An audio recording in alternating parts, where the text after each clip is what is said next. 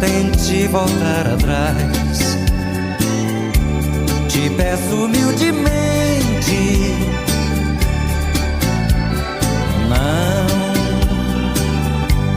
não diga que é o fim. Deus fez você pra mim e eu vou te amar pra sempre.